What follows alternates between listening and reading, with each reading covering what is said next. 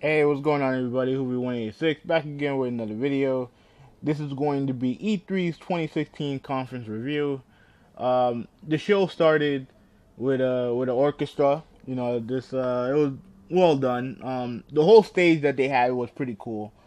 Same with the Microsoft one, but we've seen that. I think that they've been doing it at the same place for the last couple years. But I think Sony had to change venues or whatever because the venue that they had last year was torn down for a new arena. But that's beside the point. They started out with an orchestra and it was playing a familiar tune, and I didn't catch on up until late up until they started showing the gameplay, and obviously everyone freaked out when they saw Kratos. It's a new look Kratos. And before I continue on, I do want to address this because I think this is kind of important. What Santa Monica is doing with God of War is very, very, very risky. You know what I mean? You're taking an iconic character and an iconic gameplay and kind of switching it around. Because before, the camera was pretty much fixed. You didn't really have. I don't think you had any really real controls over the camera. You pretty much just had. It was pretty much just hack and slash, combo fest and stuff like that. Mixing combos with powers, with magic powers and stuff like that. It's very fun, very chaotic gameplay, and I do feel like God of War, in my opinion, is the premier hack and slash game out franchise out there. But they changed it up. The game is pretty much the camera's behind you. I think you can move the camera and stuff like that. The game looked incredible, and but again, it doesn't play necessarily like a God of War game. You know what I mean? Not, at least not a traditional God of War game. They're going for more. It has the kind of look of like a Rise of the Tomb Raider / Last of Us look to it. It's a very radical change for the franchise. In my opinion, I think it's a very radical change for the franchise. And radical change is not always appreciated in this industry, and especially for a franchise that iconic and gameplay that iconic, it's a risk. But I applaud Santa Monica for doing something different. And even if the game's not good, even if there's issues with the game, I can critique the game but never critique the studio because they try to do something different. And hell, if it don't work, you have the formula. You already have the formula that's worked for years. So I give him props for that. And another thing is with Kratos himself. Even though he comes off as an awful father in that trailer, you're kind of seeing hints of them wanting to make him more human. You know what I mean? Like, give him more. Even with that like 4 seconds of him, kind of reaching out to his son. I'm assuming that's his son, reaching out to his son. And then kind of like taking the knife and driving it and guiding his hand and driving it into the beast. That 4 seconds is more emotion than we've seen, from Kratos outside of just outright anger. You know what I mean? So they're doing something very different, and I applaud Sony and I applaud Santa Monica for doing that, and it's one of the reasons why I'm a big fan of Sony and the PlayStation brand in general. So, I just wanted to talk about that because that was my big takeaway. That was one of my big takeaways from the conference. So, moving on, they showed the gameplay. They showed a trailer for Days Gone, which is Sony Ben's new game. It's been talked about for a while what they were gonna do, and then it leaked. I think the leak of what they were working on was true. It's just that the name was slightly off. I forgot what it was called, but Days Gone is the name of the title. They showcase it's not gonna be in order, people. So forgive me for that, but they showed gameplay of a very extended gameplay of Horizon Zero Dawn. They pretty much showed you the menu, the maps, and everything like that, and the gameplay of kind of like a new machine that you're fighting. I mean, it's definitely an interesting game. it's coming out at a better time. If I were to hypothetically, buy the game, it's actually coming out at a better time. Because I probably would not have been able to buy it if it was coming out this holiday season. But it's an interesting game. I will say this though, I don't think the voice acting is very good in it, and I think that's going to hurt the game score a little bit. This seems a little bit too. It comes off as kind of campy in my opinion, but the gameplay is tight work, man. Like that was cool. They showed additional gameplay of The Last Guardian, and it actually has a release date, which is we're gonna be talking about that a little bit later, also about release dates, but the game has a release date. It's coming out in October, late October. It's not my type of game, but if the game's finally coming out, and it'll be interesting. I would love to hear the backstory behind everything that went wrong with developing that game. So, hopefully we get that after the game comes out. What else did they show? They announced the pricing for VR, and it's coming out this year. And they showed off a couple games with VR, and I didn't think they spent. Thankfully, they didn't spend a lot of time on VR. They didn't do any like live demonstrations on VR, which is fine. Like I think that's the best. That's what I thought that really hurt the PSV PlayStation Experience conference with the demonstrations of VR, and I think that's something that's better left as a live experience for people to experience on their own, as opposed to displaying it on stage with two goofballs on stage. So, I thought that was fine. They showed gameplay of Call of Duty Infinite Warfare. I ain't gonna lie, the gameplay looked cool. You know what I mean? I didn't have a big problem with it. It looked cool. It's just, to me, I'm just tired of these type of shooters, just over the top shooters. I kind of want something a little bit more grounded. That's why I'm far more into Battlefield 1. But the gameplay they show was cool. Like I don't have a problem with it. Like I said before, I'm not a Call of Duty hater, so like some of these other people. But I don't have a problem with that.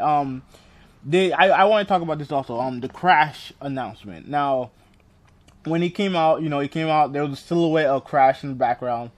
And, they talked about whether or not, they talked about, the Crash going to be in Skylanders, which, I didn't give a fuck about.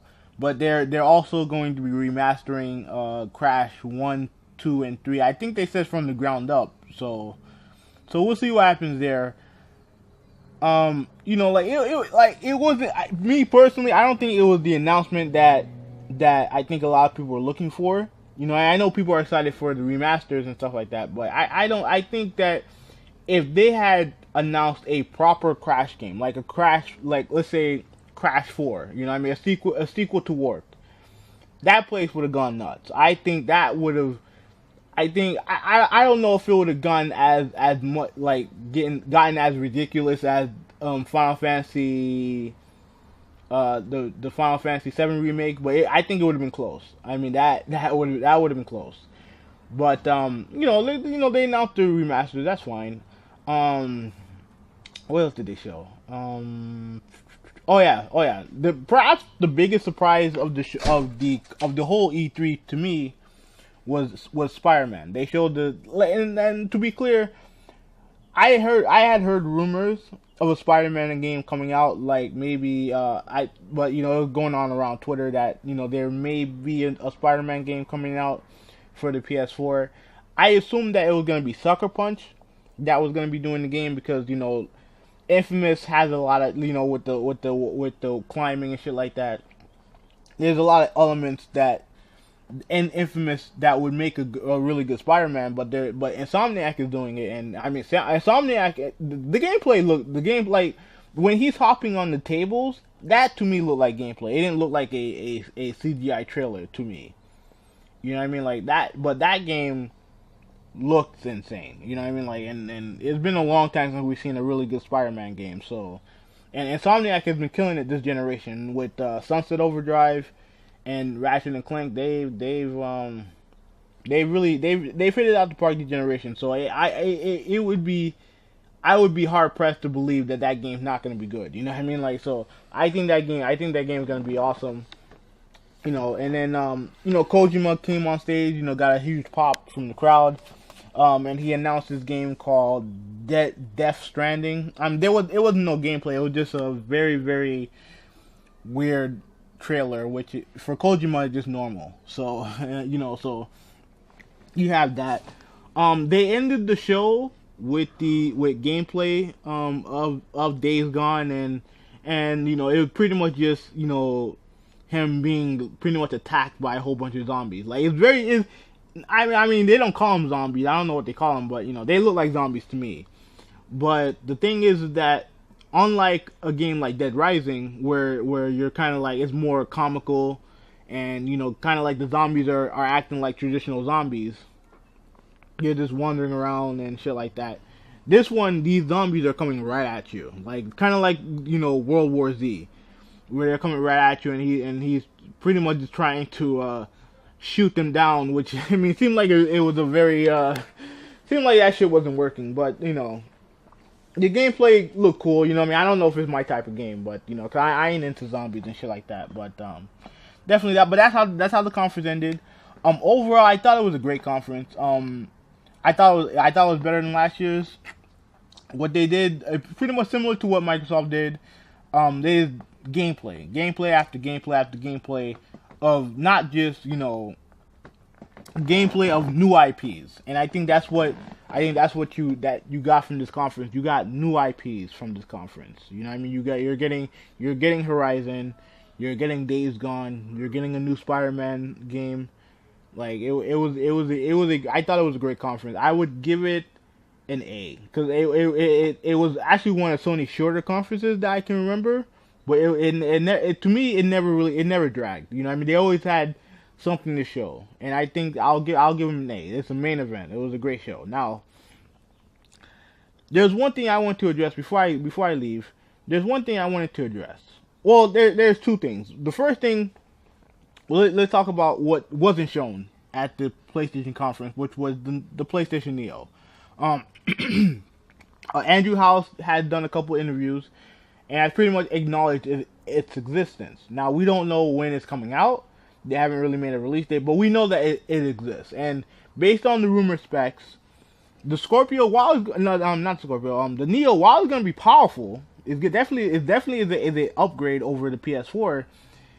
According to the specs that we've seen that were leaked for both, it does seem like the Scorpio is going to be a lot more powerful. So to me, you can't have a conference showcase the Neo and have the narrative be, well, the Neo's there, but the Scorpio is a lot more powerful. You can't have that as a narrative. So I thought it was a smart move on Sony's part, basically to say, you know what, fuck it, let's just show games. You know what I mean? Like, let's just show game after game after game after game after game. And I think that was ultimately the smart move. Now, do I think that they didn't show the Neo was because of the Scorpio? If I had to guess, I would say yeah. I think that was the reason. Because even if the Neo is a powerhouse, according to what the leak said, that the Scorpio is still going to be more powerful. So you don't want the conference to be about which hardware is stronger. You want it to be about what you want it to be about, which is the games. Microsoft, they put an emphasis on the Scorpio and Play Anywhere, and Sony had to do the best thing they had to do was just showcase the games, pretty much. Before I go, I will address this last topic. Now, after the Days Gone gameplay demo was done, they showed the list of all the games that they showed there, at least all the first party stuff. And you had release dates for a couple of them, but the rest of them were in development. And it caused a lot of people, the Xbox fanboys, I have to call them out on it, they went nuts. They were like, oh, it's in development, they're showing games that are ready, there's no release date, blah, blah, blah, blah, blah. Now, first things first, I don't know what weird universe these people live in, where games that are showcased at E3 are automatically ready to are not in development. Or not in development. You get what I'm saying? Like a game like Gears of War 4. You're telling me that just because you have a release date, that means that the game's done? Just because Forza Horizon, just because it has a release date, that means the game's done now? The game's finished? You know what I mean? Like what? where are we getting off? Where we're sitting there criticizing Sony for games in development when every fucking thing that you see at E3 is in development? How the hell did that become a narrative? How did that become a narrative? Every fucking game you see at E3 is in development. Like, I don't understand it. Like Horizon Zero Dawn. There's a release date. There's a release date for the game. I mean, the game's still not being worked on. Like, are we serious? Like, where did that come from? And another thing that I find hilarious is that, you know, you look at Microsoft E3 conference from last year, not this year. Look at last year compared to what they showed this year. How many of those games did we see again? Gears of War 4. We saw that last year. We get a release date this year. How many of those dudes were complaining about that? We didn't see no fucking gameplay record at all last year. We see it now this year. Looks great. How many of those fucking assholes were complaining about that last year? Right? Cuphead. We saw gameplay of that last year. We saw a little bit of gameplay this year. Looks great. But we didn't see that last year. Did they stop their excitement for it? No. Sea of Thieves announced last year. Saw a little bit of the art style last year. We saw gameplay this year. People complain about that? No. Like ultimately what it is, and I'll tell you what it is. What it is that people, these Xbox fanboys, have such a hard time admitting that what Sony did was good. If you thought the conference sucked, that's fine. You're entitled to your opinion. But when you have to sit there, you have to move goalposts. You have to sit there and come up with all these fucking qualifiers about, oh yeah, Sony conference was good, but you know this game looked good, but you know what I'm saying? Like, it's hard for them to admit that something was good, mainly because I think either because it hurts them internally. If they say something nice about Sony, they get like a little stomach ache. Oh, that was cool. Oh shit, I can't say that.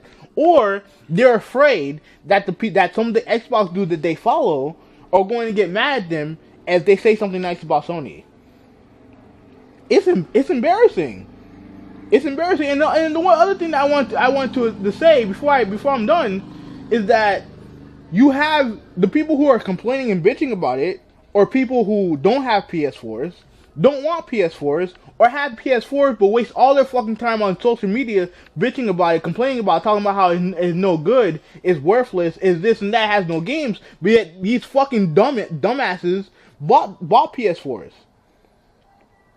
It's embarrassing. It's an embarrassment, but you know, it is what it is. I gone on long enough.